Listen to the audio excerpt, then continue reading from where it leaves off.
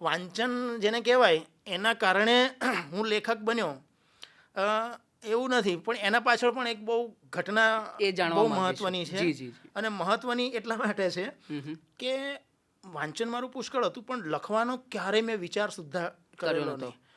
પણ ધોરણ 11માં ધોળકાની CJ કોલસાવાળા school છે, એમાં મારું 8, 9 અને 10 એ મારું ધોળકાની સરસ્વતી સ્કૂલમાં એ થયું. પણ ત્યાં 11મું નહોતું, એટલે 11મું ધોરણ આ CJ કોલસાવાળા સ્કૂલમાં હું દાખલ થયો. અને એ વખતે અમારા પ્રિન્સિપાલ હતા ત્રિવેદી સાહેબ કરીને હતા. હવે આ ત્રિવેદી સાહેબનું હંમેશા એક રહેતું કે વિદ્યાર્થી કંઈક વાંચે. બરાબર. એટલે એમણે શું કર્યું, નોટિસ બોર્ડ અમારી એક હતી ત્યાં આગળ, નોટિસ બોર્ડ ઉપર એક વ્હાઇટ કલરનો જે આ ફૂલ કાગળ હોય એના ઉપર એક નાનકડું લખીને એમણે મૂકેલું કે બધા વાંચે. હવે મેં ઊભા વાંચ્યું અને મને ખબર નહીં કે સાહેબે મૂક્યું છે.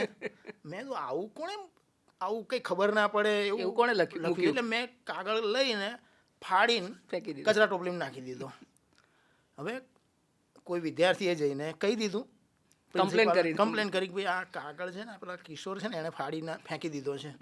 કે સાહેબે જોયું નહીં એટલે એમણે પૂછ્યું. હવે તમે જુઓ કે એ વખતના જે શિક્ષક હતા એ પણ કયા પ્રકારના કે મને બોલાવે એમની કેબિનમાં. મને સહજ હતું કે ધોલ ધાપટ કરશે, કારણ કે શિક્ષક એ વખતે તો મારવાનો ક્રેઝ હતો ને, મારે એનો પણ એક આપણને આનંદ હતો. હા, એમાં આપણું ઘડતર થાય, પેલો કુંભાર જેમ ઘડાને મસ્ત આકાર આપે એમ. તો મને બોલાયો, હું એ જ રીતે તૈયારી સાથે ગયો હતો કે ફટકારશે. હું ગયો, સામે ઊભો રાખ્યો મને, ને મને પૂછ્યું મને કે આ કાગળ તે ફાડ્યું? મેં કીધું હા સાહેબ મેં ફાડી નાખ્યું. મને કે કેમ ફાડી નાખ્યું તે? તો મેં કીધું કે સાહેબ મને વાંચતા એવું લાગ્યું કે આમાં કંઈ દમ નથી એટલે. અચ્છા, તો કે તું દમવાળું લખે એમ?